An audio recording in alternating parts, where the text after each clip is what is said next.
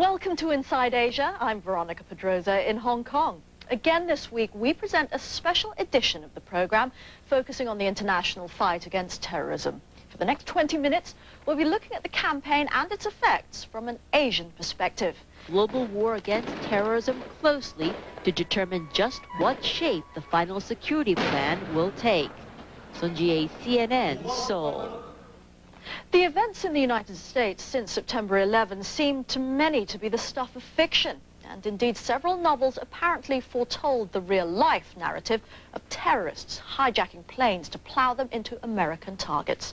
One such book, Screaming Eagles, was written by Lawrence Kahn, who wrote the violent and provocative action story based on his own experiences in the Middle East. He told me that he believed terrorists might train their sights on Asia. I have a look and I see over here that you have security in your airports, but you have so many planes flying from so many of these countries which have got Islamist extremists, and nobody is checking the security in those countries. Security officials, though, around Asia are hearing the message, or the security message, as it were, from the events of September 11th. But before September 11th, this kind of attack did seem to exist only in the realms of fiction.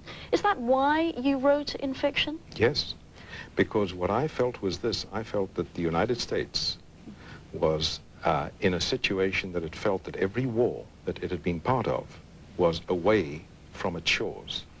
And what I felt, and this is why I wrote, that groups of terrorists could come into the United States very easily. It's an easy country to come into. So an event like September 11th no longer exists in the realms of fiction. It has become reality.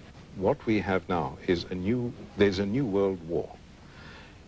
The world wars we had previously, the first and the second, they lasted 5 years each. The ideological world war, which was communism against the West, that lasted 60 years. Now, unless we do something now, we have an ideological war. You have war has been declared by Islam on various nations. And if one of the nations happens to be China, or it happens to be Japan, or it happens to be somewhere out here, who in actual fact is looking into how to protect that particular country? But it isn't exactly Islam, is it? It's the Taliban and it's Osama bin Laden. No, I don't agree with you. Osama bin Laden is a man with $300 million. Bill Gates and Warren Buffett have $300 billion, not $1 million. You cannot run an international terrorist organization the way he has for the last 10 years with these cells unless he has a state that is sponsoring him. You have four potential states that have the money that can do it. There's no one in Africa, no one in South America. You've only got four. One of them is Saudi Arabia, one of them is Iraq, the other one is Iran, the other one is Libya. I've lived in Iran. I was there when the Shah was overthrown by the ideology of Khomeini. So I understand what it's like to be in a country where ideology takes over. And then it doesn't matter about military might. It doesn't matter if you've got planes out here. What matters is if the people with ideology decide that they're going to overthrow your government, there's very little you can do. Terrorism is now an everyday part of the English language. As such, many people are trying to learn more about what terrorism actually means. Air Force Sergeant Mike Tadaishi introduces us to a man who believes he can help people understand. Michael Kahn has appeared on numerous TV shows, including CNN. He's also written a book which seems to forecast the events of September 11th. Mr. Kahn is now an American citizen, but before becoming an American, he served in the Israeli military as an ambulance driver fighting the PLO. Mr. Kahn is now a businessman, author, and now a man with a message. He spoke to public affairs officers from across the Republic of Korea, explaining why he feels as an American he should help fight terrorism. Because if you don't make changes, we are going to have terrorist attack after terrorist attack after terrorist attack. I think that that's more important than me coming here on business and doing business. Mr. Kahn admits he's not politically correct, saying there should be no Mr. Nice Guy on the war on terrorism. As an Israeli, he's viewed as having a bias. But he doesn't think so. But if Israel disappears today, tonight there's an earthquake, and Israel disappears today, can you honestly tell me that tomorrow the terrorists are going to stop attacking the United States? Mr. Kahn plans to travel to as many places as possible to deliver his message. He hopes to make a follow-up visit to Korea early next year. Reporting from Yongsan, I'm Air Force Sergeant Mike Tadaishi, AFN News. Welcome back. He was first a guest on 13 Cares a year ago when his suspense novel, The Screaming Eagles, came to prominence for its amazing parallels to the September 11th attacks, including the terrorist use of hijacked aircrafts as weapons. In the month since, Mr. Michael Kahn, who is personally familiar with Middle East tensions and the Muslim fundamentalist movement, has been interviewed numerous times about his thoughts and impressions on the war on terrorism. And I'm pleased to be given that opportunity to do the same today. Michael, good to see you again. Good to see you again. Thanks for being here. First of all, you brought something along, a picture, and we're going to use this as our leaping off point today. Fine. We talk about the fact that the United States war on terrorism, depending on whom you're listening to, is gaining some momentum. But one thing they'll never gain momentum on is the abject hatred that a lot of people in the Middle East, Arab countries in particular, have for the United States. And you brought along an example, a couple of lighters. These are actual cigarette lighters that are being sold in the Middle East. Tell us what we're looking at. Well, what you're looking at there are two lighters. There's one lighter, which is the New York Towers, and you'll see that there's a plane going in on the right-hand side. When you click that down, that's when the flame goes up. The second one is an Al-Qaeda terrorist. That's in the lower left-hand corner. The lower corner. left-hand corner, and you'll see over there that where the gun is, that's the lighter that when you push that down, the flame will come up. Now, these were sold, and the actual selling date was 9/11. And it's now the hottest item in the Arab countries, and this was emailed to me asking me, do we have any of these here in the United States? And I was absolutely appalled when I saw that this is what is happening in the Arab countries overseas, and especially in the countries that are considered our friends. You were appalled at the merchandising. At the merchandise. At the merchandise, yes. but you're not shocked at what it depicts, or the fact that it does show their disdain for the United States. Quite right. This is something that obviously, I'm assuming, in your opinion, will never be overcome. I'm afraid not. It's not going to be overcome. If you go back into the history that what happened, say, in the Second World War, where you had Hitler had a whole generation of Germans that were anti anything that was other than Nazism, there has been a change. It's taken a whole generation to die out.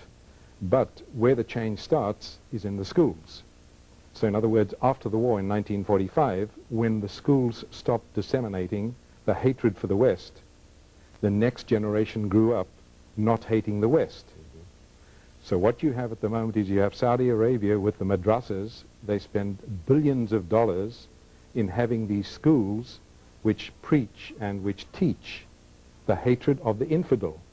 They're not talking about the hatred of the Israeli or the hatred of the Jew. They're talking about the infidel. And the infidel is anyone that is not Islamic. So what you have is, over the last couple of weeks and the last couple of months, you've had attacks on Christian churches. You take, for example, in Pakistan, last week, 7 people out of the group that were there, that were supposed to be a human rights group, what they did was, in order to check to find out who was not the Muslim, they made everybody stand up and give a verse of the Quran. The 7 people who were Christians who couldn't give this verse of the Quran, they were tied up, gagged, and shot. And that happened last week.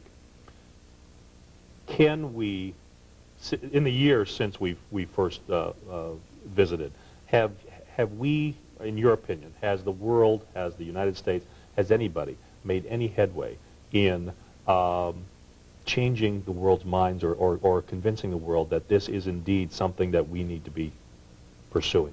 Well, I think for the first time the United States realizes that we have an enemy that doesn't have a country, they don't have a uniform, and we don't have an army that we can fight against. In the past, whenever we've had to fight, whether it was the Cold War, we knew Russia was there, and as long as we had a certain amount of power and they had a certain amount of power, there was a stalemate. The problem that you have today is that that doesn't exist. What you have now is a group of people, and they've hijacked a wonderful religion. These extremists have taken this religion of Islam, they've hijacked it totally, and they've turned it into their version of Islam, and they're teaching it at the schools. So what that means is that we're going to be in a situation that, for example, the PLO, they are showing children of 2 and 3 years old walking around with bombs strapped around them and saying that when I grow up, I want to be a martyr. Now we have a problem over here if that is not stopped. What happens when those 2 or 3 year olds become 12 or 15 years?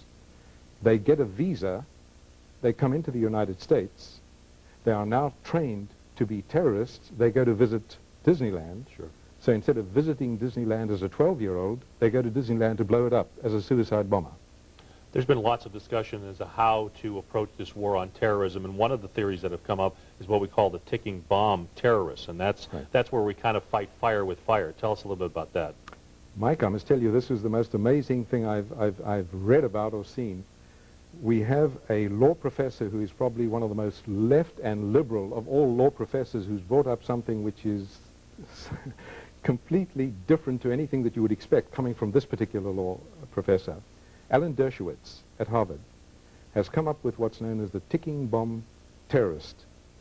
And when I was at the DMZ speaking to the officers between North and South Korea, talking to them about the fact that I believe that we have a problem in the fact that the military that we have today is ready to, and probably is the best fighting machine anywhere in the world. The military we have today hasn't got a clue how to handle this new war. So one of the things I brought up there when I was giving them a seminar was the ticking bomb theory, which Alan Dershowitz had brought up. And what he said was this: we do not have any laws that would permit us to torture anyone in order to save lives. It just doesn't exist here in the United States. So going back on that, you'll notice that the people that we capture that are potential Al-Qaeda people, like this man Bill Siba, who was captured 2 weeks ago, he has not been brought into the United States. He's somewhere where they can torture him. This is how we are getting the information from Zudaiba. Right. We have him, and we have whoever was captured in Afghanistan or in Pakistan.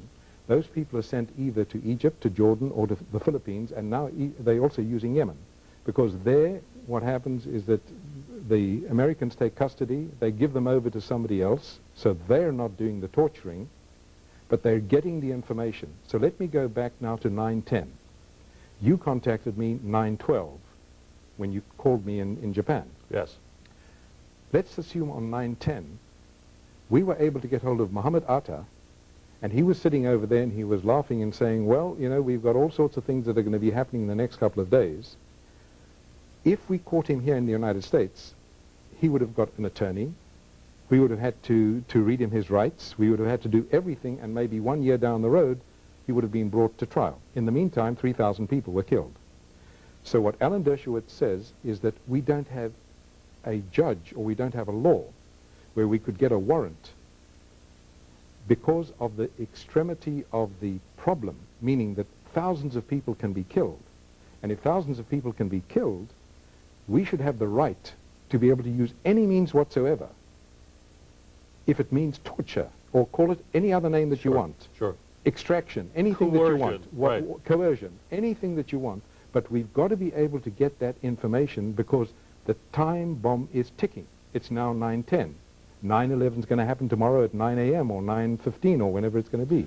We don't have that. A surprising theory coming from a person of Alan Right. Dershowitz's political leanings. You concur with him? Totally, because let me go further. Let's assume over here, and I don't know if you have children or you've been seeing so much about these little girls disappearing. What happens if we have a situation over here where a serial killer is apprehended? And he's sitting there and he says, I want to speak to the parents of this little girl. And these parents are beside themselves. They don't know what to do. There's no way that they can find their child. So they beg this person, tell me, where's my daughter? Well, I can tell you, she has got 3 hours of oxygen. I've already been captured. I'm going to go probably to the electric chair. I've already killed 10 little girls. Why should I worry if I'm going to kill an 11th? So there's no way that you can get this person, especially if he turns around and says, she's got 3 hours of oxygen. Now, how can you get the laws of this country to allow somebody to coerce, as you said, the information out of this person in order to save that little girl? We don't have that. But so coming back to what Alan Dershowitz says, if it's extreme enough and if it can be proved that this is going to kill thousands of people or kill this little girl, unless we have the ability to be able to coerce this information out of that person, it's something that the judiciary should definitely look at, because we're at war. And that brings up the point. I mean, that there are people who would argue to say that makes us no better than they are if, in fact, we... Okay, so I'm no better than they are. The difference is, however, I've saved 3,000 people, right? I'm no better than they are, and I've saved that little girl. I got one last question for you, then we got to go. As we're taping this program, the Congress is debating whether or not they're going to give the president the latitude to actually go to war with Iraq. Are we, in your opinion, are we escalating this more than it should be in virtue of what we're trying to accomplish? Not in the slightest. This man has proved over the last 10 years that he's a killer. He's a killer of people. He's a killer of as you know, with the Kurds, he killed villages. There were 5,000 people gassed. He kills his own people. He has been the man, when he went to war, he invaded Iran. And when he went to war and invaded Iran, in that 8-year war, over 1.5 million Arabs were killed, or Islamists were killed. He's the greatest killer of Islam that there has been. Secondly, he's completely overt. His son, Uday, has a newspaper which is called The Economist. And the Sun has turned out, and in the op-ed, which came out 2 weeks ago, he has declared war on the United States, saying that suicide bombers should be sent into the United States. People that have the chemical and biological weapons will be sent into the United States. America is our enemy. In other words, they are completely overt about this. They are no longer covert. And our problem that I see with Iran and Iraq is not that you're going to have a problem of a nuclear bomb. I really don't believe that that is going to be our major problem. My major concern is if I go into one of the shopping malls that we have here in Rockford, and all of a sudden a suicide bomber decides to blow up that shopping mall, that is going to be a problem. If chemical weapons are going to be put into the air system within the shopping mall, everyone that's in the shopping mall is going to die, the same as the sarin gas people in Japan. Sure. That is where we've got our problem. And unless we preempt this, and unless we go in and get rid of it, we are not fighting the Iraqi people. We are fighting the dictatorship that controls the Iraqi people. So we have to get rid of not the Iraqi people, we've got to get rid of the dictatorship that is the controlling factor that is manufacturing these weapons of mass destruction. That's our problem. Michael, I wish we had more time. I appreciate you being here, and I know there's more questions to be asked, and I know there's probably people out there who'd like to ask some questions themselves, and we invite you to email us, because I know this is an evolving story as we're talking about the Iraqi situation, and obviously we're going to know more in the weeks ahead. If you have any questions for Michael Kahn, please feel free to email me those questions at news@wrex.com. And somewhere down the road in the next several months, I'll invite Michael back and we'll answer those questions and talk to him more in depth about the situation in the war.